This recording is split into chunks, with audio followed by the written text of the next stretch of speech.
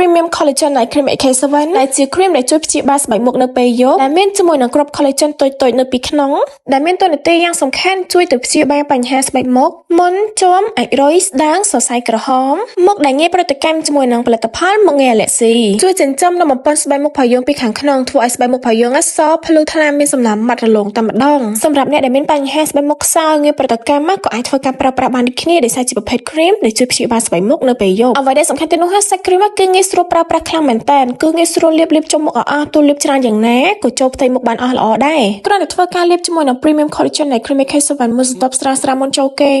គឺជួយទៅចិញ្ចឹមបំពេញស្បែកពេញមួយយប់តែម្ដងដែលធ្វើឲ្យស្បែកមុខមានសំណើមទន់រលោងនិងមើលទៅភ្លឺជាងមុនភ្ញាក់ពីគេងរាល់ព្រឹកជាមួយនឹងស្បែកមុខស្រស់ថ្លាមុខទន់ភ្លឺរលោងនិងមានទំនុកចិត្តជាងមុនអញ្ចឹងសម្រាប់បងប្អូនដែលកំពុងតែមានបញ្ហាស្បែកមុខមុនជាប់អាចរុយស្ដាងសរសៃក្រហមប្រើប្រាស់អីគាត់ឃើញសិទ្ធិភាពប្រើប្រាស់អីគាត់ឃើញផលគឺ recommend ខ្លាំងមែនតើឲ្យមកធ្វើការប្រើប្រាស់ជាមួយនឹង Premium Collagen Night Cream AK7